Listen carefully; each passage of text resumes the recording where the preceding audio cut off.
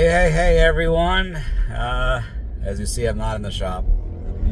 Had full intentions of doing a shop video today. Yeah. So here's what went down. So we had a buddy of ours, Derek Crummery, come down, actually, I should say, from the Eau Claire area. And he wanted us to help scale his cart. Wanted to pick our brains on some stuff that he's been dealing with his sportsman cart at Thunder Hill Speedway. And so he brought his cart down and we put him on our scales, and we talked about different setup changes and scenarios and what the cart was doing last year, and trying to get the feel he's looking for, and of course with running the sportsman class, they run the treaded tire rule. They run massive 12x9 tires on the outside, and then the regular left front style tire on the left rear also. And they have a stagger rule of no less than 2.5 inches, give or take, with some leeway. They were not, the carts were not designed to do what we're pushing with them. And he runs an 05 Ultramax, and of course, back in the day when that car was built, there was the tire sizes weren't like this. These tires were designed for wings, and we're running them on a flat cart. So of course, you're very limited on how you get these size tires under a flat cart body, which then in return actually takes away adjustment in the chassis. Because you have to push spindles down to get body clearance and this and that. So anyways, so Derek Crummery came down, and hopefully I'm saying his last name. If not, shoot me a message so I can correct this, bud. Yeah, he came down, had a good talk with them, and of course talking racing and all that stuff, and got him on the scales, and he's got a beautiful cart. Here's the cart right here, and fantastic graphics on it, so I'm excited to see what he thinks. Because all the changes we made to it should help for what he's trying to achieve. And then he headed out, and then I originally was going to start honestly sizing tires up for my daughter's cart and Autumn's cart and stuff like that. And I got a call. One of my twin boys is now throwing up. So the other one was throwing up about a week ago, and now this one is, and my daughter's been sick, coughing and hacking, and it's that wonderful time of year. So I'm heading home so I can help take care of the family. And Corey's stuck around in the shop. My dad's been sick, so he's I think gonna go inside and kind of relax. So Corey's gonna hang out in the shop. He's got his own goals set because we're in crunch time. It's we got stuff to do and we don't have a lot of time, and so that's kind of why it's not a full-on shop vlog, which sorry about that. And but so one thing I wanted to kind of talk about too, since I got you here, is maybe explain a little bit why we're doing the racing we're doing this year. So of course we started this vlog 4 years ago. This will be our 5th year. And it was kind of on a whim, basically. And we ran a track called Mississippi Thunder Speedway in Fountain City, Wisconsin, and it was a little sandy track inside the big track there, and fun track, 5th mile, sandy track, and they run no prep there, and couldn't get the clones growing there, but the sportsman class became the preferred class, and Corey went from clone to sportsman, and so we've been doing a lot of sportsman racing for the past 4 years. My dad got into sportsman racing because he doesn't care for the clone style mentality of racing. It's a little more aggressive, a little more pushing, and he didn't care for that. So he went to the 206, and then of course we couldn't get it growing at MTS when they started. So Corey then ended up running MTS, and before you know it, we had 20 carts at one time there, and it grew in the area. 206 basically became the top tier class in this area. And so we did a lot of traveling, MTS. We raced 2 full years at MTS, 2 full years at Rice Lake Speedway, which is 3 hours north of here. in the 206, and won between 3 years where we get 4 championships. So I don't know, something like that. Corey got 2 championships. My dad got a championship, and then Corey also got a championship at Rice Lake. So most of the nights we ran last year were double header nights at 2 different tracks. And when you're running 5 carts, sometimes 6, and you've got to do a quick turnaround, it became too much for us. It was just too much for us being able to. We have to drive 3 hours away, take time off on a Friday afternoon to go up to race, support that class and track, and then basically come home at 4 or 5 in the morning, sleep for 4 hours, get back up, and you got to turn everything back around from treads to slicks, and then change your setups because they're going from a low bite or high bite to a low bite track, so it became a lot of work.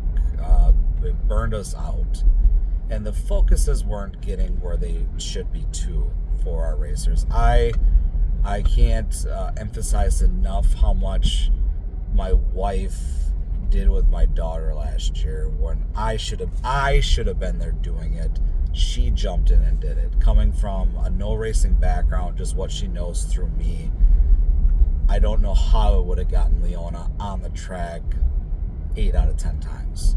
So my wife definitely jumped in, stepped up, and did it. And I felt bad because I wasn't able to put my energy into my daughter. And really, I've never actually really expressed this, to be honest with you, so this is coming kind of firsthand. But when we had 5 carts running 4 different classes, and then you're helping other people, and I was not there when I should have been. And then Corey started then putting more concentration on his daughter at MTS, because she was in her third year, something like that, of racing. So trying to get her to keep working on hitting her line and building her confidence, and which then hindered his performance. And unfortunately it showed. And then of course we weren't getting stuff done in the shop like we should have been. Time was, if you want to say, was not used valuably.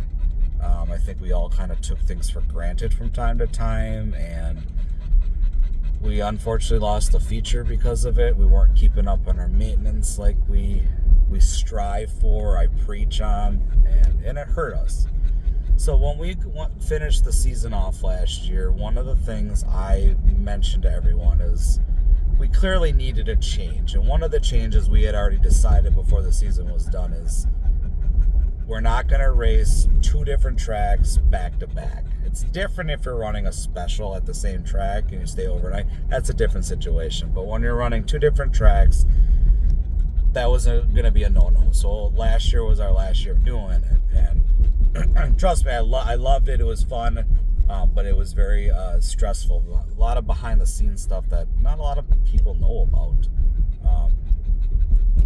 So that was goal number 1. And then goal number 2 is Corey needed a different challenge. Corey, he basically says, I have nothing to prove. I need to challenge myself. And the one way to challenge himself is to get him into bigger shows. And it really kind of came to a head when we ran the 9/11 special at Golden Spike. And it was like, when you run against a guy like Eddie Bros, one of those two. If he listens, correct me too.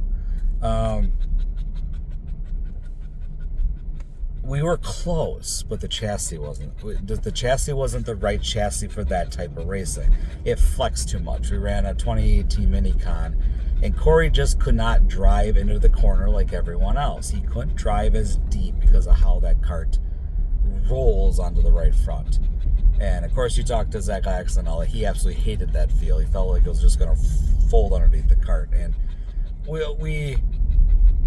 I've stated before, I would counter the chassis by adding more weight, or we would do this or that, and it got to a point we actually built the bar to try to stiffen up that chassis, and we never really got to try it at Golden Spike. But at that point, that was when we were two tenths off of Bros. I know we had the engine package with running a national motor from Waller. I know we have the chassis, it just couldn't tune it to how Corey needed it. And we're understanding the prep tire game. I knew what I needed to do, and Corey said the tires were always there. It wasn't like they weren't. Could they have been in certain situations maybe a little bit softer on the Duro? Yeah, depending on track. But I knew where I had to be with how I had to prep them. So the confidence for me was there. So it was like, you know what, we need a different cart. That's what we need. If we're going to step you up to the next level, we need a different cart to be able to do that. And I did reaching out to Chad Waller, I reached out to Stanley, and they all said, and they emphasized, they said the Scythe will be the fastest cart, but you got to be pretty dead on your tires. And I don't have, we don't have a big tire bill. We've invested in some tires going into this year, but I don't have 30 sets of tires. I can't spend $2,000 in boxes of tires. So they all suggested the Recon. That was why the Recon came back, was because of how popular it was and what people wanted, and they wanted it has a bigger tire window. So we that was the reason Corey's now in our Recon, was for us to emphasize him into running bigger shows going into the next season. So when we sat down and designed our schedule for this year, of course, we basically, and Corey's so humble, and he's gonna watch this and go, ugh, but he was like, I don't want the team focused on me. And I said, well, here's the thing, bud, you are the team. You are, and it's nothing against my dad, it's nothing against anyone on our team, but you are the team. You are the one that's, for these big shows, you're the one that can carry the team, and we can go out there and try to contend for some of these wins. I'm going to be happy just to be able to compete in the top 5 with some of these drivers we race against. So we built his schedule first, is what we did. And then when we got done with that, we went, we're racing a lot at Golden Spike this year, and we don't have a home track. We don't have, since MTS was closed, we didn't know where we were going. And basically every track is basically 2 hours from us. And then, like my daughter's case is, okay, well, she's a rookie cage, but in some tracks she's aged out. Some tracks she's able to. But it didn't give me a lot of options. So I was like, all right, well, I wanted to go the flat car with her. So what's our next option? And Golden Spike had an option. And then Autumn is now aged out of Junior 2. So now she has to run the adult class. And okay, what class do we run her in? And my dad expressed he wants to race, but he just wanted to kind of pick when he wants to race. He's hit it hard the past 2 years, and I think he's feeling it, and just he's not the young buck. He tries to keep up with us, and we all pick on him from time to time, and it's all in good and fun. But it just unfortunately is the age, the body just won't let him do that type of schedule anymore. So he's emphasizing certain races this year, and he's going to run 206 and Predator, and so that was how we decided on running Golden Spike. Was, well, heck, we're already there half this year, why don't we just run their 5-race schedule? So we decided to run their 5-race schedule. Now, as you notice, Corey, if you looked at our schedule, actually I probably didn't really put that on, but Corey's not running any weekly shows. He might run 1 or 2 of the Golden Spike weekly shows, but he's not running for points, nothing like that. It is literally just to get him in preparation for the big race the following week. And that was what we decided on, is we're going to take 2-3 carts. Sometimes you'll have maybe 4, but our main focus was to be able to, I want to put the emphasis on my daughter. I want to be able to concentrate on her. Corey wants to be able to concentrate on his daughter. And then of course you got Dad, as he's going to be doing the vlogging for us with the camcorder on the outside footage, and he can come in and play Grandpa and play. Give us another perspective that we're not able to with our children.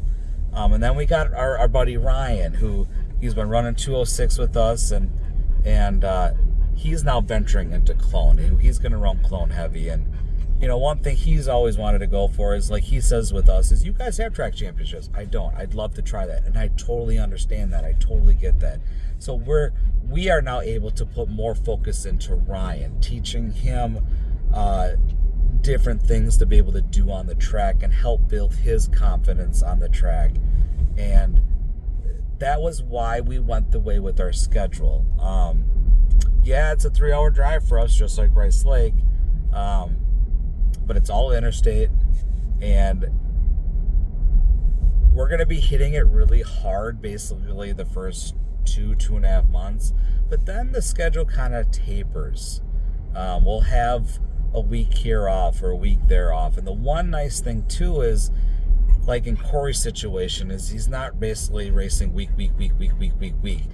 He'll race a race, and then he'll have 2 weeks to be able to get his kart ready for the next race.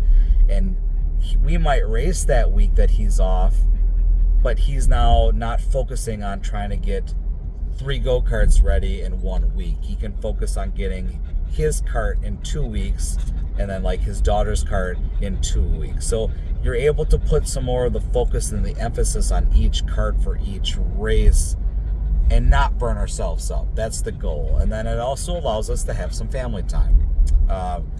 Be able to take our kids out to go somewhere and go overnight somewhere and be able to enjoy 4th of July or enjoy this or do that. So you're not burnt out by the end of the race season. Because I can tell you, last year we were burnt out. I mean, as much as we were like, yeah, we want to keep racing after the pumpkin, especially Corey with how good of a showing he had with his brand new kart, we were burnt out. It was and all those races got rained out. So that is why we built the schedule we built, and hopefully I'm not boring it. If you made it this far, thank you. But I just want to I never really explained that. And another thing too, if you've never watched us race before, or if you're new to the channel, thank you for joining. My name is Wyatt Wolfe Jr., of course. I am the crew chief of Wolfe MotorSports. My daughter will be running flat kart rookie. She's run 2 years of rookie cage, which is a popular class up in this area. And then we have she's not a junior racer anymore. She is now an adult racer, Autumn, Corey's daughter. And then, of course, Corey himself, who will be running 2 karts this year, his Recon and his Minicon. And then, of course, the old man, Wyatt Wolfe, which is our father. And that's what makes up Wolfe Motorsports. Of course, all our wives that come in and help. My mother, she plays grandma and watches the kids while we are gone racing. So if you're new to this, thank you for joining. I hope you jump onto our socials and be Facebook and TikTok, and kind of keep updates on there. We have different content on TikTok versus the vlogging. And the one thing we're trying to do is I want to be able to keep up with the vlogs this year. I was not able to do that. Unfortunately, it was basically 6 months behind. And my goal this year is to put out a weekly shop video, and then, of course, the race video. And my goal is to be within 2 weeks of the race. That's my goal. If I can do it sooner, that's the plan. So I guess I want to just chit chat with that, kind of explain a few things. If you've made it this far, thank you. I know I can talk a lot. Trust me, people tell me that, and I am quite the talker, and I end up rambling, and like I am right now. So with that said, I'm going to keep this under 20 minutes. Thank you for listening. I hope I kind of gave some cool insights. Sorry it's not a shop video. I will make sure to get us one next weekend while we're in the shop. And we got 2 new bodies getting picked up, and our 6 clutches getting done by 5 clutches. My dad's picking it up Monday, and then get them to the graphics, and we'll have all our stuff done. So, all right, now I'm over 20 minutes. Maybe I can edit some of this. Otherwise, I'm over. All right. Thanks again for listening. Hope everyone has a good weekend, and Take care. Peace out.